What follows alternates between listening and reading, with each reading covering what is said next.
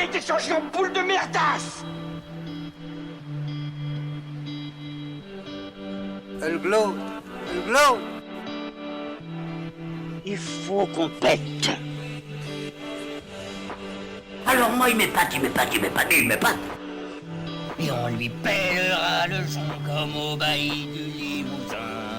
On a rendu un beau matin. On a pendu avec ce type. Flattez-moi. Eh ben la denrée, on est en France. Allez, cul sec.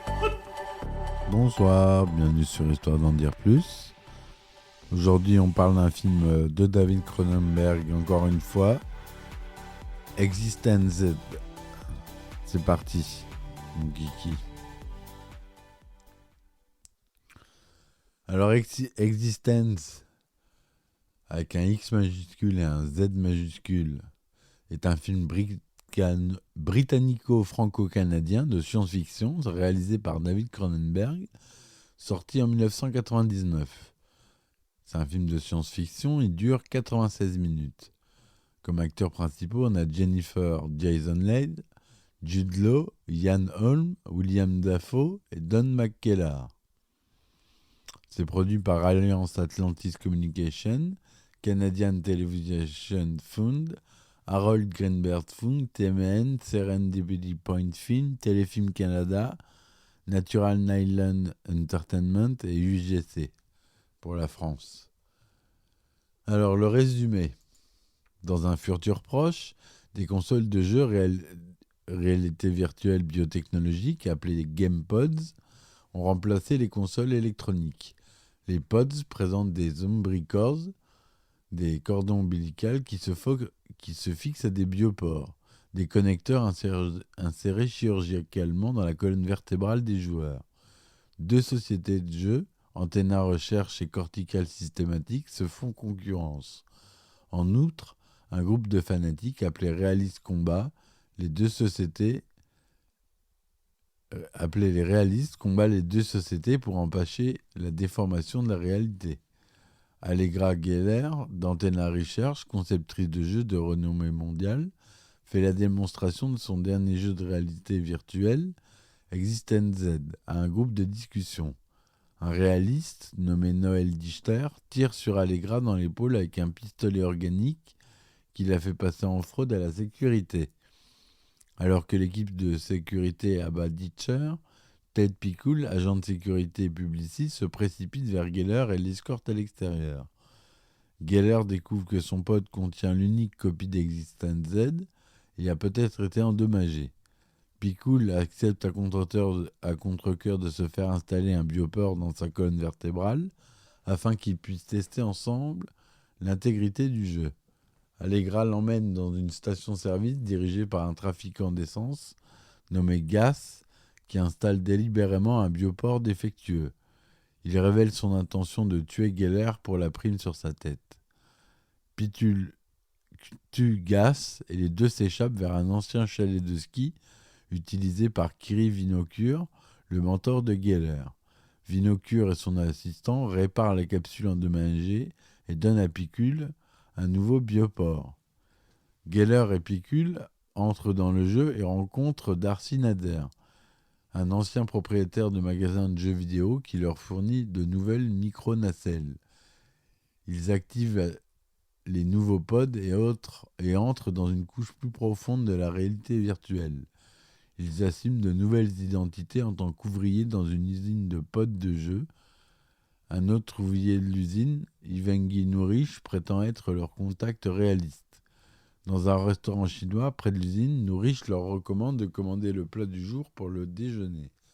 Pickle mange le plat du jour, peu appétissant, et construit un pistolet avec les parties non comestibles. Il menace sarcastiquement Geller, puis tire sur le serveur chinois. Lorsque le duo retourne au magasin de jeux, Hugo Carlo les informe que Nourish est en fait un agent double pour Cortical Systematics et que le serveur que Pickle a tué était le véritable contact. À l'usine, il trouve une cosse malade. Geller la connecte à son biopore, prévoyant d'infecter les autres nacelles et de saboter l'usine. Lorsque Geller tombe rapidement malade, Pickle coupe l'ombricorde, mais elle commence à se vider de son sang. Nourish apparaît avec son lance-flamme et fait exploser la capsule malade qui se transforme en spore mortel. Geller et Pickle se réveillent au chalet où ils découvrent que la capsule de jeu de Geller est également malade. Geller suppose que Vinocure a dû infecter le nouveau biopore de Pickle pour détruire son jeu, et elle insère un dispositif de désinfection dans le biopore de Pickle. De façon inattendue, Carlo réapparaît sous la forme d'un résistant réaliste et escorte Geller et Pickle à l'extérieur pour assister à la mort d'Existence Z. Avant que Carlo ne puisse tuer Geller, Vinocure, qui est agent double pour Cortical System, tire sur Carlo dans le dos et informe Geller qu'il a copié ses données de jeu pendant qu'il réparait son pod. Elle tue alors Vinocure par vengeance. Pickle révèle qu'il est alors lui-même un réaliste envoyé pour la tuer. Geller dit à Pickle qu'elle connaissait ses intentions depuis qu'il a pointé son arme sur elle dans le restaurant chinois. Et elle fait exploser à distance le dispositif de désinfection de son biopore, le tuant. Soudain, Pickle et Geller sont assis sur des chaises sur une petite église abandonnée. Voyant des rangées de bancs au fur et à mesure qu'ils reviennent à eux, ainsi que tous les autres membres de la distribution, tous portant des appareils électroniques de réalité virtuelle bleue. Nourish explique que l'histoire fait partie d'un jeu de réalité virtuelle qu'il a conçu, appelé Transcendence Z. Il dit à son assistant Merle qu'il se sent mal à l'aise car les éléments de l'intrigue anti-jeu pourraient provenir des pensées de l'un des testeurs. Pickle et Geller s'approchent de Nourish et l'accusent d'avoir déformé la réalité avant de le tuer, ainsi que Merle. Alors que Pickle et Geller s'en vont, ils pointent leur arme sur la personne qui a joué le rôle du serveur chinois, qui plaide d'abord pour sa vie, puis demande s'ils sont toujours dans le jeu.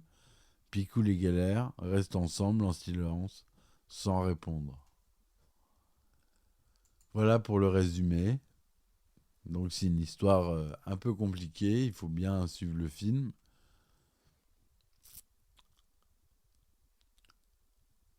C'est une ode à la détechnologisation de l'être humain. C'est une vision du futur de 99. C'est une dystopie, pardon. À musique, on retrouve encore Howard Shore. Le budget est de 31 millions de dollars canadiens. C'est tourné en couleur 35 mm, 1/85e son Dolby Digital. C'est sorti en France le 14 avril 1999 et aux États-Unis le 23 avril 1999. Aux États-Unis, il est classé R et interdit aux moins de 12 ans en France. Jennifer Jason Leigh joue Allegra Geller, Jude Law joue Ted Pickle, Ian Holm, Kiri Vinocourt, William Dafoe joue Gas, Don McKellar joue Gyevangi Nourish. Il a l'Ours d'Argent 99 pour la contribution artistique exceptionnelle de David Cronenberg, le Silver Scream Award du meilleur film fantastique d'Amsterdam en 99, 2000, prix Génie du meilleur montage. Le titre du film reprend celui du jeu fictif au centre de l'intrigue. Sa graphie particulière, Existence Z avec un X majuscule et un Z majuscule, mêlant capital et bas de casse, est détaillée par des personnages, je les vis au début du film. Existence écrit comme ça, un seul mot, petit e, X majuscule, Z majuscule. Existence Z, c'est nouveau, ça vient d'Antenne à Recherche et c'est ici maintenant.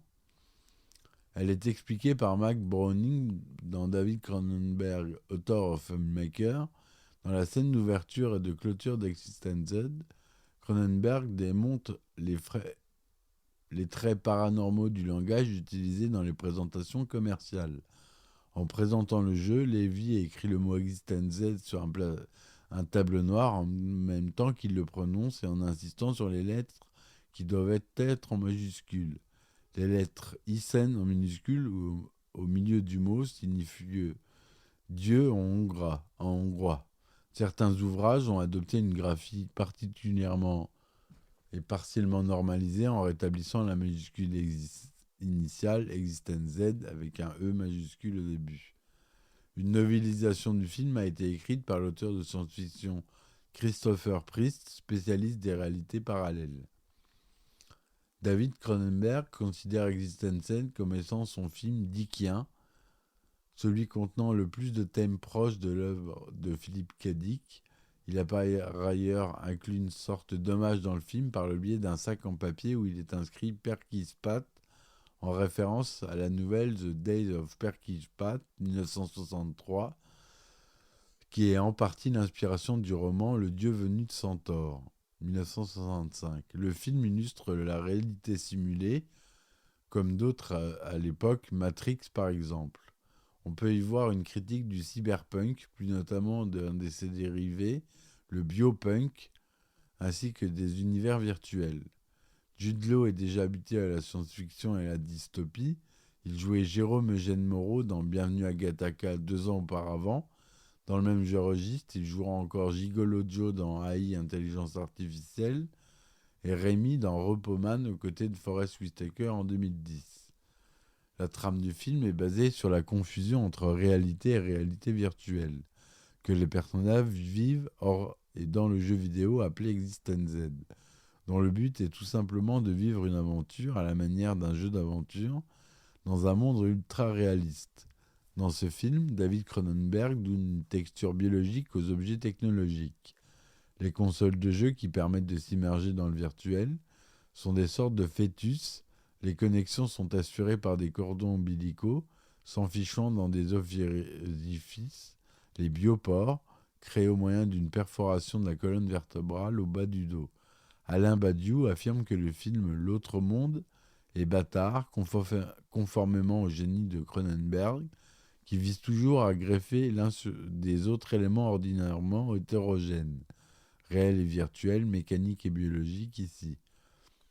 Le thème de l'hybridation entre biologie et technologie est également présent dans d'autres œuvres de Cronenberg, par exemple Festin nu ou Vidéodrome. David Cronenberg joue aussi avec les codes du jeu vidéo, personnages et actions stéréotypés, des boucles d'action qui continuent jusqu'à ce que le joueur fasse le bon choix pour les débloquer.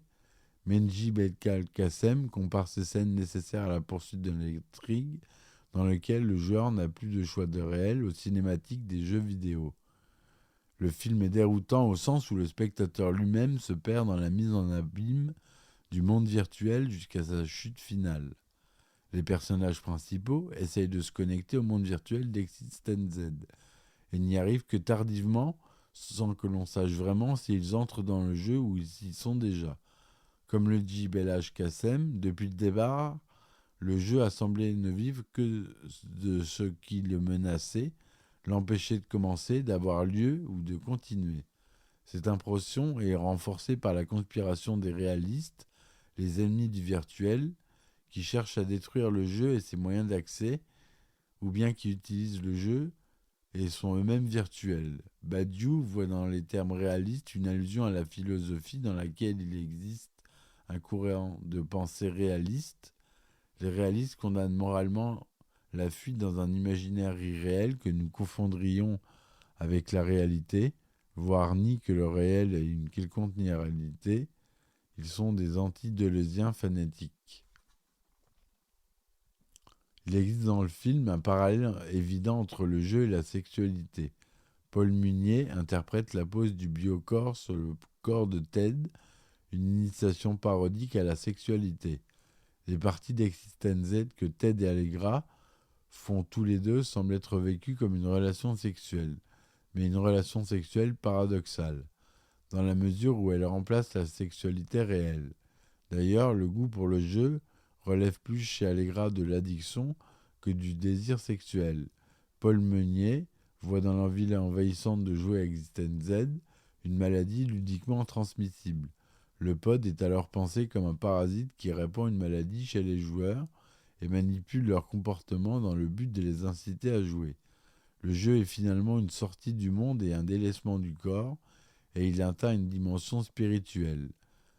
Paul Munier écrit « Le corps se réduira aux coordonnées spatio-temporelles qui s'inscrivent de l'esprit dans le réel. Cette inscription demeure nécessaire, car il faut bien un point de jonction, une porte d'entrée dans l'univers virtuel. Il faut bien entrer en extase. » Voilà, c'est un film compliqué, qui demande plusieurs visionnages. C'est du Cronenberg, il y a plusieurs niveaux de lecture. C'est une introspection très intéressante. À chaque fois que je le vois, je remarque des détails que je n'avais pas remarqués avant. Je voulais vous le soumettre. Si vous ne l'avez pas vu, je vous le conseille. Je ne l'ai pas revu avant de faire le podcast, mais je me souviens bien du film parce que je l'ai vu un certain nombre de fois. Et c'est vraiment un très bon film. Voilà, donc j'espère que cette chronique vous aura plu. Laissez-moi des commentaires et des likes. Soutenez-moi sur Patreon et Tipeee, histoire d'en dire plus. Je vous remercie et je vous dis à ciao ciao. Bye. Il a été changé en boule de merdasse. Elle glow. Elle glow. Il faut qu'on pète. Alors moi, il m'épate. Et on lui pèlera le son comme au bailli du Limousin. On a pendu un beau matin. On a pendu avec ce tripe. Flattez-moi.